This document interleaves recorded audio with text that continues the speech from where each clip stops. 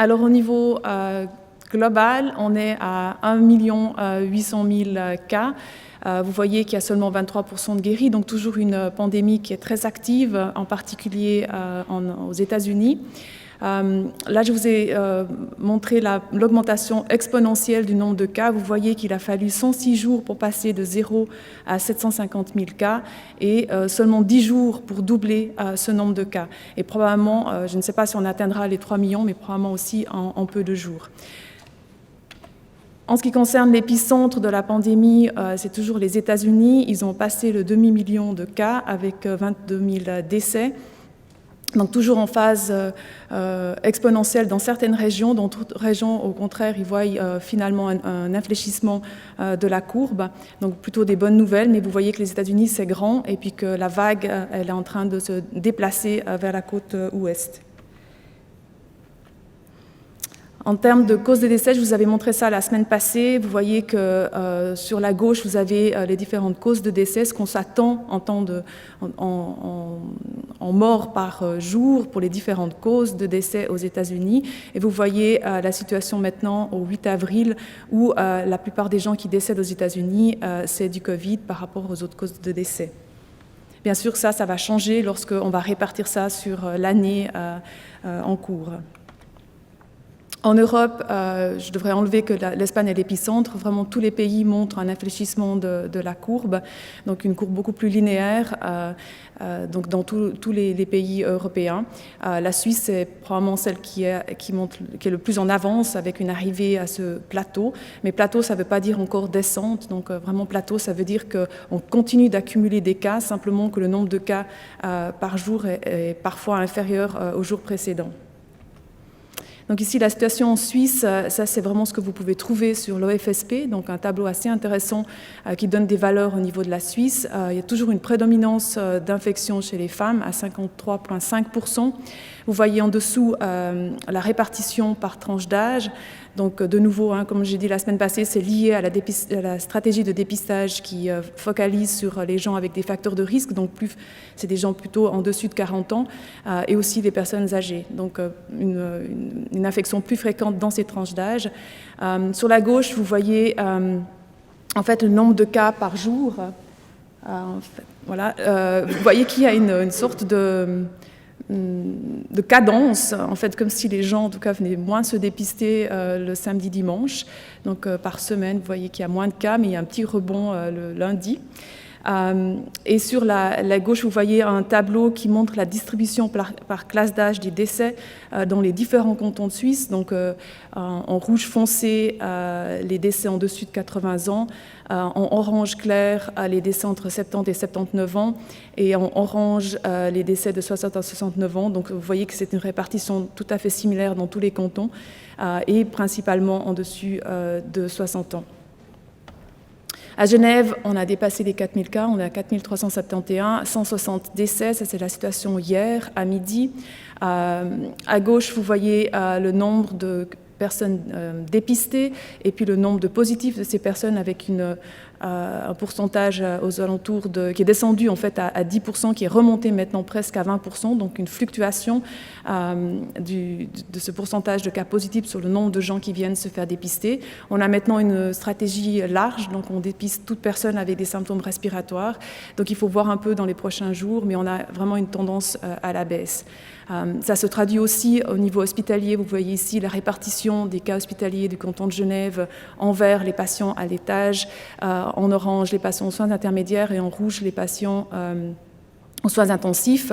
Donc avec clairement une stabilisation de toutes les courbes. Il faut savoir que ça, c'est uniquement les cas confirmés et non pas peut-être certains cas qui sont restés au stade de suspect mais qui se présentaient de la même manière.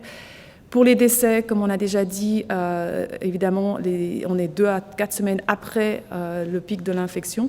Donc on voit toujours clairement, ça c'est les cas cumulatifs, plutôt une montée linéaire. Ça, c'est une slide que je remercie Aniten de m'avoir fournie, c'est la surveillance HUG. Ça concerne aussi que les cas Covid confirmés hospitalisés ici au HUG. C'est sur une cohorte de 804 patients. Vous voyez la répartition entre ceux qui sont encore hospitalisés, ceux qui ont quitté l'hôpital et les décédés par jour. Donc en blanc, les hospitalisés, en vert, ceux qui ont quitté l'hôpital ce jour-là et les décédés. Donc vous voyez de nouveau clairement une diminution du nombre de cas hospitalisés. Et puis la répartition par âge, avec un âge médian à 66 ans et une prédominance des hommes dans la population hospitalisée qui se retrouve aussi au niveau suisse.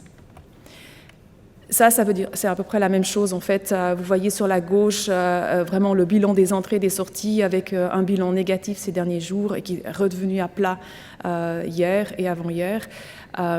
Et pour la distribution des cas par tranche d'âge, sur la droite, vous voyez qu'il y a une diminution dans toutes les tranches d'âge. Ça concerne toute la population hospitalisée. Maintenant, j'aimerais dire quelques mots sur les infections et la transmission asymptomatique. J'ai repris un résumé extrêmement bien fait d'un site canadien dont vous avez la référence en dessous. Donc on parle d'infection asymptomatique lorsqu'une personne est infectée mais ne développe aucun symptôme. Et il y a pas mal de case reports dans la littérature sur la population adulte, enfant et la femme enceinte. J'aimerais en relever 4.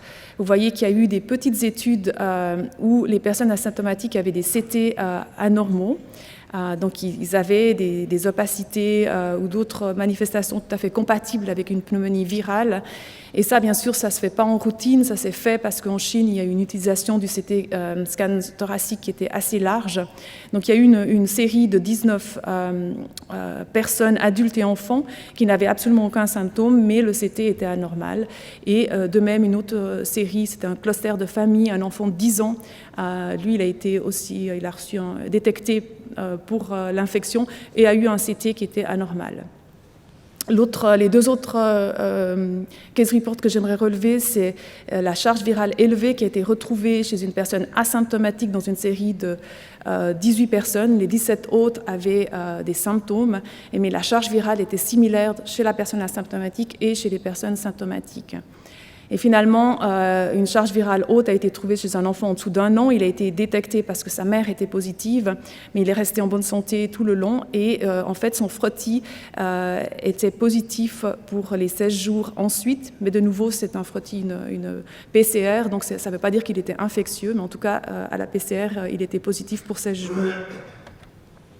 Si on regarde en termes de proportion de cas asymptomatiques, il y a différentes études. Vous voyez 1,2% des cas étaient asymptomatiques dans une étude chinoise de 72 314 patients.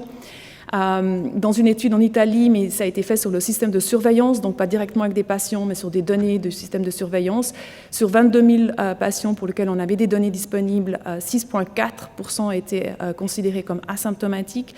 Dans des petites séries en Chine, c'était 12,9% sur 731 enfants et 15,8% sur 171 enfants. On a plus de données chez les enfants parce qu'en fait, ils étaient souvent dépistés dans le contexte de famille où les parents étaient positifs avec des symptômes.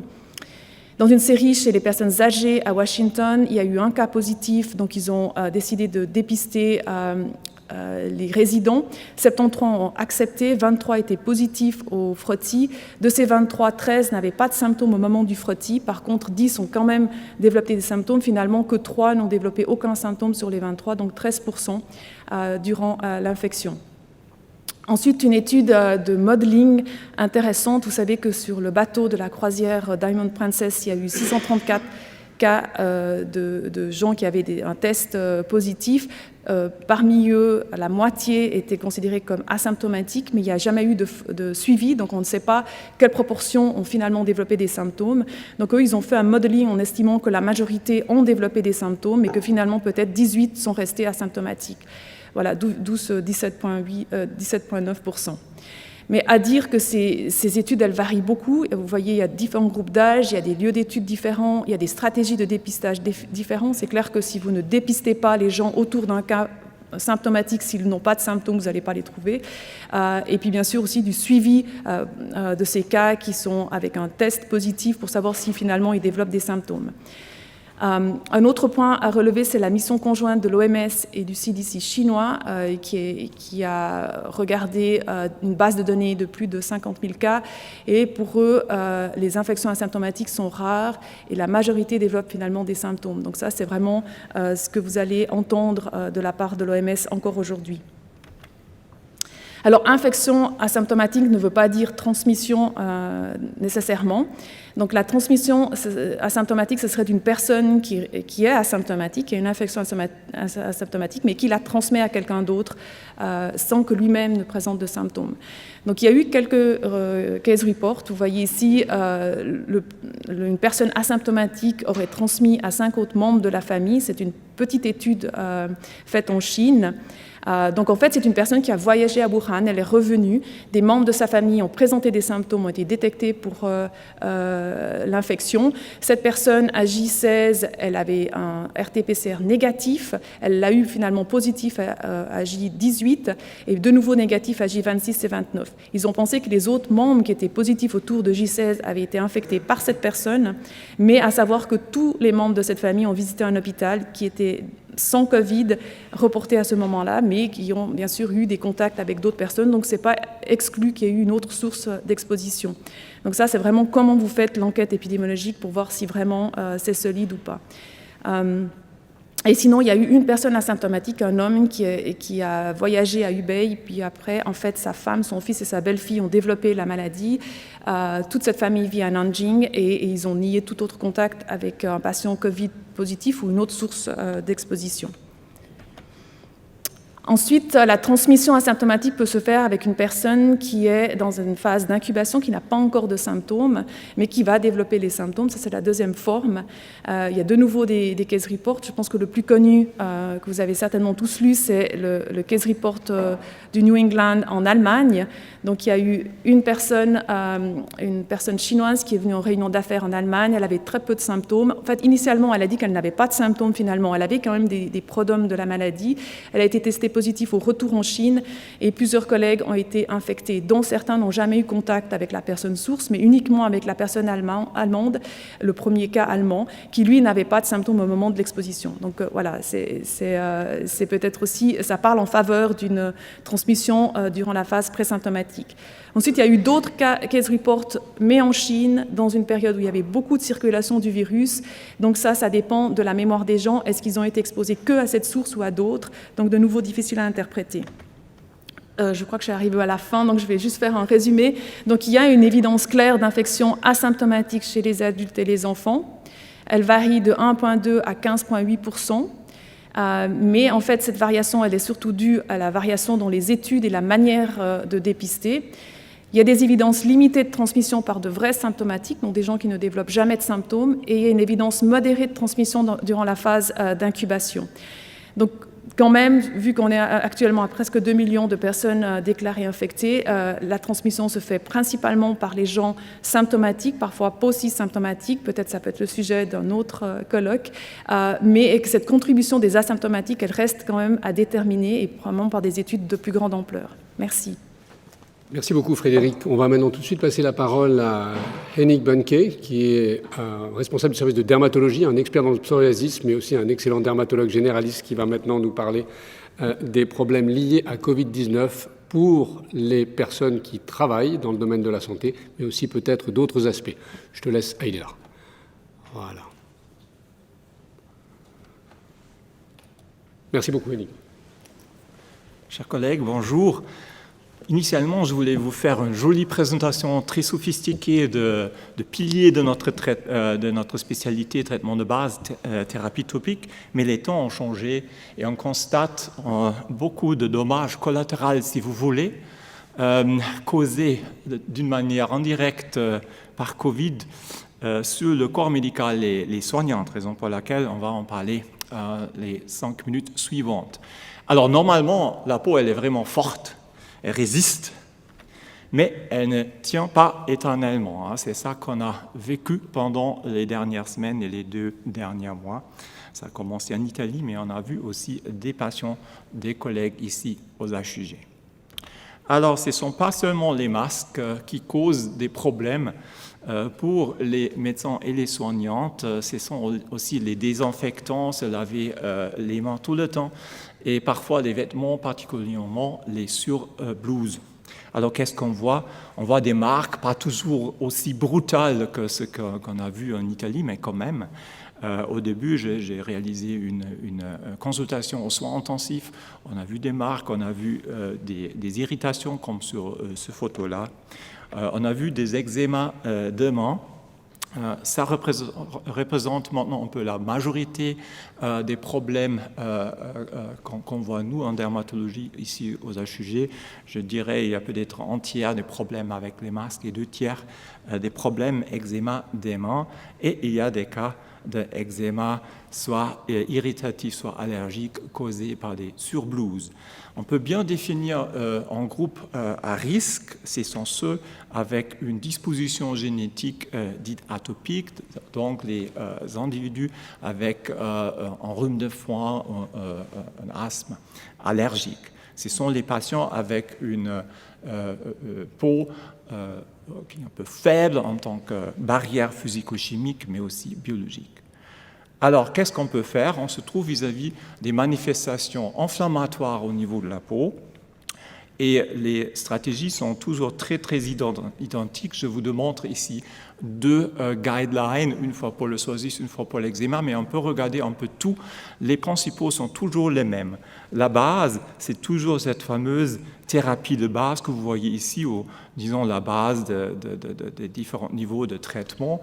Thérapie de base, pour nous en dermatologie, ça veut dire ce sont des mesures qui sont capables d'une manière non spécifique, renforcer le fonctionnement de la peau en tant que barrière. Et là-dessus, il s'ajoute la pharmacothérapie, soit les traitements topiques, soit les traitements systémiques. On utilise bien sûr 2 grandes classes des molécules dont je vais vous parler très très brièvement. Une, ce sont les glucocorticostéroïdes, et j'insiste là-dessus, ce n'est pas le cortisone. C'est comme les voitures, aujourd'hui, oui, on a encore des voitures avec les 4 roues, mais les voitures sont beaucoup plus performantes que les voitures qu'on a utilisées en XXe siècle. Alors, ça reste vrai que les glucocorticostéroïdes causent une atrophie de la peau importante, c'est-à-dire un changement de la structure et de la composition de la peau. Initialement, c'est réversible. Il faut donc utiliser les glucocorticostéroïdes comme il faut, c'est-à-dire thérapie court terme et des molécules avec un index thérapeutique haut, c'est-à-dire très efficace de l'un côté, avec peu d'atrophogénéité à l'autre côté. En molécule qu'on utilise nous très fréquemment, c'est le mométasone que vous trouvez par exemple dans le Monovo ou l'Elocom et certains autres médicaments type stéroïdes modernes.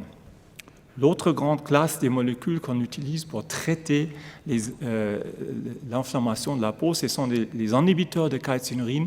Et là, vous vous souvenez peut-être, il y avait une histoire, ça fait un peu plus que 10 ans que le FDA a dit qu'il y a peut-être un risque que ce type de molécules cause des cancers de la peau, particulièrement des cancers de la peau, mais aussi autres malignomes comme les lymphomes.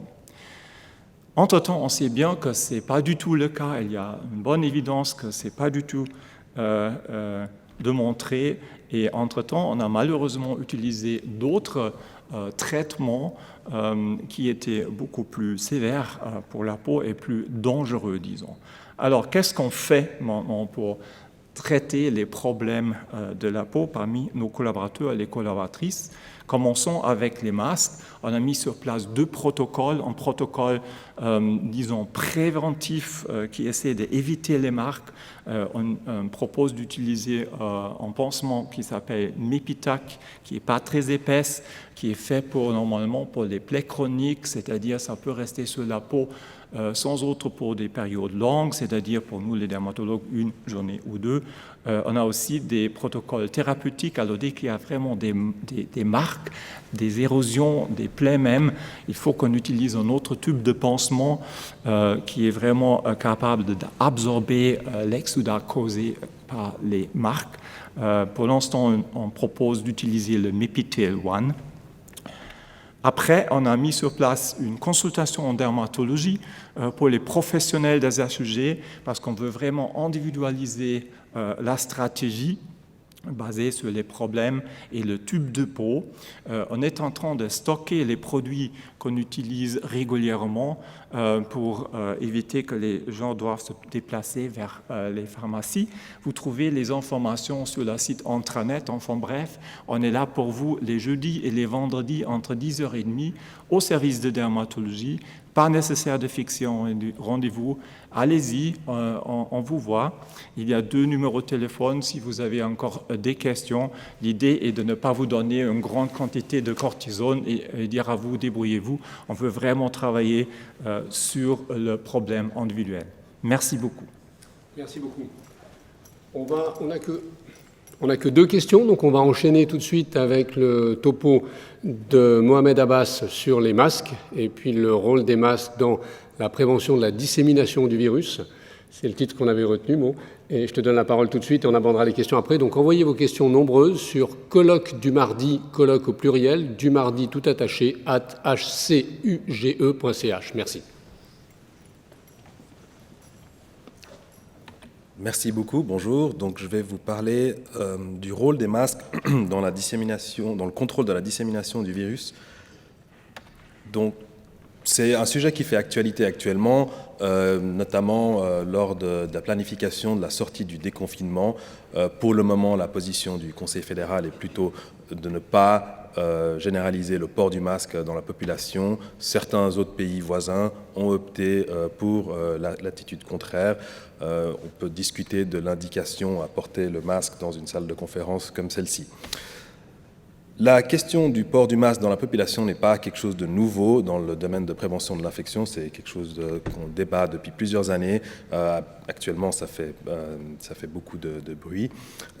Pour vous dire qu'il y a une dizaine d'années, il y a eu une revue systématique qui a essayé de synthétiser l'évidence et à ce moment-là, il n'y avait pas beaucoup d'évidence avec surtout des études cas contrôle, donc de pas très haute qualité et seulement un essai clinique randomisé qui disait que en fait, le port du masque dans la population pouvait diminuer la transmission d'un virus seulement si elle était accompagnée d'une hygiène des mains.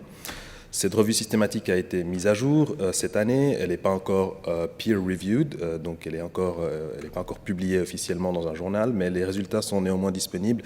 Et parmi les 9 études pour la prévention de transmission syndromique, 2 concernent le personnel médico-soignant et les 7 autres concernent la population générale. Pour le moment, il n'y a pas une évidence très forte d'un côté ou de l'autre, donc on attend encore plusieurs études. Moi, je vais vous parler surtout d'une étude qui est sortie récemment par des collègues de Hong Kong.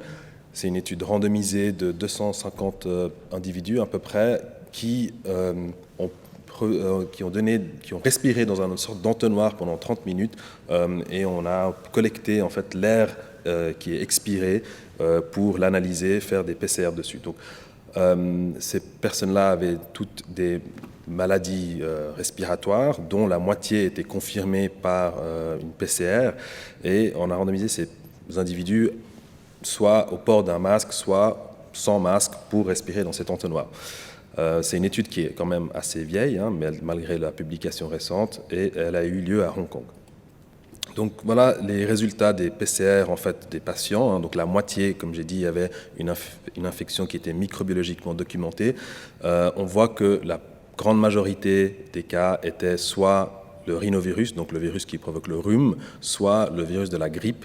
Et il y avait quand même quelques coronavirus. Évidemment, ce ne sont pas des SARS-CoV-2 ni des SARS-CoV-1, mais les coronavirus qu'on dit endémiques, qu'on a en circulation même chez nous. Voilà les résultats de frottis nasaux et de gorge, et on voit qu'il y a quand même une charge virale élevée au niveau nasopharyngé, plus élevée qu'au niveau oropharyngé, et ça c'est pour les 3 virus. Ça c'est juste pour vous donner un peu le contexte et surtout le baseline. À peu près 30 à 40% des patients avaient des PCR positives dans les gouttelettes qu'ils respiraient ou dans les aérosols. Et en fait, on voit qu'il y a une différence entre ces pourcentages, lorsqu'on porte un masque, il y a une diminution nette pour les gouttelettes pour la grippe et pour les aérosols pour le corona. Mais ça, c'est une analyse binaire. Donc là, on peut regarder maintenant les chiffres de façon plus quantitative. Donc là, pour remettre le contexte, ici, les valeurs de PCR dans le nez et dans la gorge. Et en fait, dans l'air exhalé, on voit les gouttelettes ici. Il y a une très faible quantité, de l'ordre de 1000 fois ou 10 000 fois plus faible que dans le nez ou dans la gorge pour les gouttelettes, et c'est la même chose pour les aérosols. Donc ici, pour le coronavirus, l'autre coronavirus, il y a une diminution statistiquement significative des aérosols exhalés avec le masque, mais pas de différence pour les gouttelettes. Pour la grippe, c'est l'inverse. En fait, il y a une diminution significative ici des gouttelettes lorsqu'on porte un masque, mais pas de différence pour les aérosols. Mais encore une fois, les quantités exhalées sont plusieurs logs inférieurs à ce qu'on trouve dans le nez et dans la gorge. Pour le rhume, en fait, on a vu qu'il n'y avait pas de différence statistiquement significative ni pour les gouttelettes ni pour les aérosols. Donc, ce que les auteurs ont relevé, c'est que la plupart des participants avec le virus de la grippe ou avec le coronavirus n'avaient pas de virus détectable dans l'air qu'ils respiraient, que ce soit dans les gouttelettes ou dans les aérosols. Ça, c'est un message qui est quand même important. Et on tient à préciser quand même, et eux-mêmes le disent, que la détection d'ARN ne veut pas forcément dire virus viable qui peut être transmis et qui peut être contagieux. Et encore une fois, il y a vraiment des très très faibles quantités d'ARN. On ne connaît pas encore la dose infectieuse du SARS-CoV-2, mais voilà, c'est quand même des quantités très très faibles. En conclusion donc de cette étude, les masques chirurgicaux pourraient être utilisés par les personnes malades pour diminuer la transmission du virus, ce qui nous conforte parce que c'est ce qu'on pratique au HUG depuis plusieurs années. On a l'étiquette respiratoire, donc les personnes malades qui ont un syndrome grippal, qui viennent aux urgences, on leur met un masque pendant qu'ils attendent la consultation. Et aussi une autre conclusion des auteurs, c'est que la transmission par aérosol pourrait être un mode potentiel de transmission pour le coronavirus, la grippe et le rhinovirus. Juste un petit mot là-dessus, il y a quand même une étude randomisée contrôlée qui est sortie en 2019, en fait, qui a essayé d'évaluer la diminution de transmission pour le personnel médico-soignant entre un masque chirurgical normal et un masque ultrafiltrant, donc le N95 ou le FFP2, et on voit ici qu'il n'y a pas de différence statistiquement significative de cas de personnel médico-soignant infecté lorsqu'ils portent un masque ou un autre, avec même un trend un peu plus élevé pour les personnels qui portent un masque FFP2. L'OMS a pris position récemment, en fait, parce qu'il y a, comme je vous ai dit, c'est quand même un sujet qui fait débat, les experts sont un peu partagés dans leurs avis, mais les recommandations actuelles de l'OMS sont de privilégier le masque médical pour les personnes symptomatiques, avec quand même des instructions pour le port et pour enlever le masque, et en particulier faire attention à l'hygiène des mains. Et l'OMS quand même souligne que les masques médicaux et les masques ultrafiltrants devraient être priorisés pour le personnel médico-soignant vu les contextes de pénurie au niveau mondial. Il y a pas mal de problèmes qui sont associés à un port du masque généralisé, avec notamment un sentiment de sécurité, un faux sentiment de sécurité, ce qui fait qu'on peut faire des fautes, on peut oublier de faire l'hygiène des mains, et en fait ça diminue également les stocks, comme je viens de le mentionner. Donc l'OFSP, pour le moment, ne recommande pas le port du masque. On insiste sur la distance sociale, on insiste sur l'hygiène des mains, on insiste sur le fait de ne pas toucher son visage, et on insiste aussi sur le fait de rester à la maison et espérant de ne pas être seul à la maison. Donc, en gros, si vous n'êtes pas malade et que la distance sociale n'est pas possible, vous pouvez porter un masque. N'oubliez pas l'hygiène des mains. Par contre, si vous avez des symptômes comme un rhume, de la fièvre, de la toux, alors là, portez un masque pour protéger les gens autour de vous et n'oubliez pas l'hygiène des mains. Je vous remercie. On va passer maintenant au dernier sujet par Mathieu Nanda sur les examens et donc nos étudiants entre la première et la dernière année de médecine où des questions se sont posées et des solutions ont été trouvées. Merci beaucoup Mathieu de parler de ce sujet très important. La faculté de médecine a 3 filières de formation prégraduées, la médecine humaine, la médecine dentaire et les sciences biomédicales, représentant un certain nombre d'étudiants et plusieurs centaines d'heures d'enseignement par semaine. L'université a rapidement été impactée également par cette pandémie, puisque assez rapidement on a eu des restrictions d'événements publics, comme des conférences et des grands colloques. Et puis petit à petit, on a dû instaurer des listes de présence pendant les heures d'enseignement à des fins sanitaires. Ensuite, évidemment, nous avons commencé à prospecter et à nous préparer à des moyens à distance d'enseignement, de même que nous avons commencé à faire des ajustements concernant certains enseignements.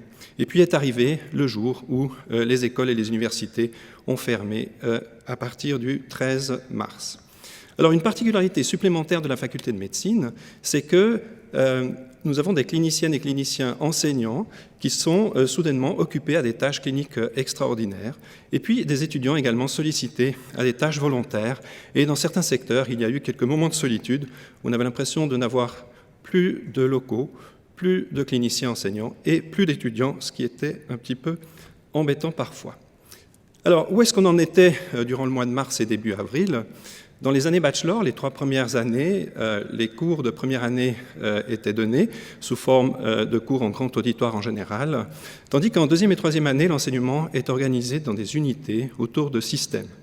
Et ironie du sort, vous voyez les systèmes qui étaient en train d'être enseignés à ce moment-là, durant le mois de mars, c'était les infections et le système respiratoire. Alors, plusieurs formats d'enseignement pendant ces unités, en général en petits groupes, pour des aspects théoriques autour de l'apprentissage par problème ou des aspects un peu plus pratiques avec des séminaires, y compris des stages en cabinet et de l'enseignement en simulation interprofessionnelle. Pendant les années master, c'est-à-dire de la 4e à la 6e année d'études, tous les étudiants sont répartis dans les unités de soins, ici au HUG et également dans d'autres hôpitaux régionaux, de même que dans des cabinets médicaux.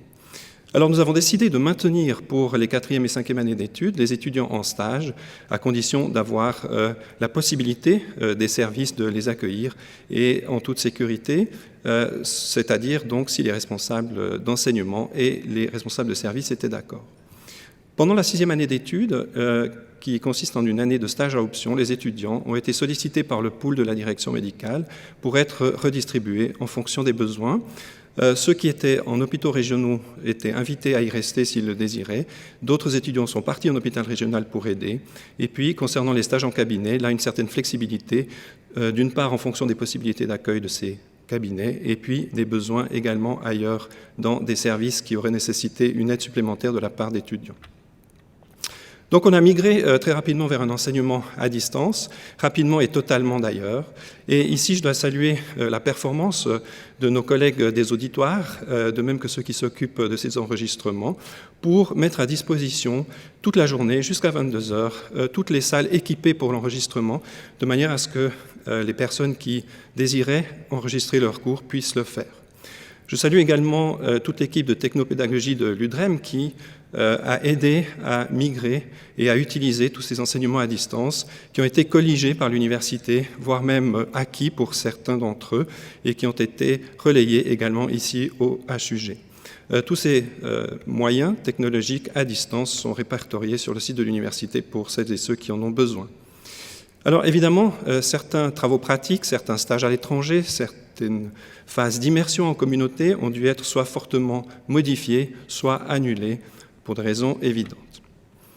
Je tiens à saluer aussi ici l'extrême solidarité des étudiants qui se sont proposés comme volontaires, des étudiants de 6e année, comme je l'ai dit, qui ont été coordonnés par la direction médicale des HUG en fonction des besoins, et puis l'AEMG, l'association des étudiants, qui a fait un formidable effort de coordination de volontaires étudiants de médecine, mais aussi d'autres facultés de l'université. Un petit mot sur les examens pour dire que nous avons maintenu le principe de validation des connaissances et des compétences pour également maintenir un système de non-arbitraire et d'équité et également permettre une certaine flexibilité de circonstances et pour le volontariat. Nous avons donc décidé que si des examens non sanctionnels ne pouvaient avoir lieu au sens classique du terme, eh bien nous passerions au concept d'évaluation formative qui était obligatoire mais suivie en fonction des besoins par la possibilité de faire appel à un groupe de soutien à l'apprentissage. Ces évaluations se font en général en ligne. Un petit mot particulier sur la première année, puisqu'il s'agit d'un concours de sélection pour lequel nous ne pouvons pas individualiser les conditions d'examen. Ce que nous avons fait, c'est que nous avons déplacé cet examen de mi-mai à mi-août, de manière à offrir un peu plus de temps de travail pour les étudiants mobilisés à l'armée ou à la protection civile, ainsi que pour celles et ceux qui auraient eu certaines difficultés d'apprentissage parce que des conditions de travail à domicile peut-être pas tout à fait favorables. Un argument supplémentaire étant évidemment que c'est la condition sanitaire la plus favorable, nous préditons. À l'autre bout du curriculum, la 6e année, où l'examen fédéral a normalement lieu sous forme de QCM à fin août et d'examen pratique en début septembre, des discussions sont actuellement en cours à la MEBECO, à l'OFSP, pour éventuellement modifier ces examens. Finalement, nous avons mis sous forme de documents de disposition de crise toutes ces informations qui sont résumées sur le site de la faculté. Évidemment, nous avons dû déconstruire ce curriculum pour le reconstruire, et ça ne se fait pas sans plusieurs partenaires et plusieurs acteurs. Et je dois saluer ici la collaboration extrême qu'il y a eu entre le rectorat, la faculté de médecine, les HUG et l'association des étudiants. Et je remercie vraiment tous les membres de ces diverses institutions de leur collaboration et de leur investissement. Et puis je terminerai par un petit mot spécial aux étudiants, qui sont quand même celles et ceux qui subissent cette instabilité et qui le font néanmoins avec grande compréhension, collaboration, et je les en remercie.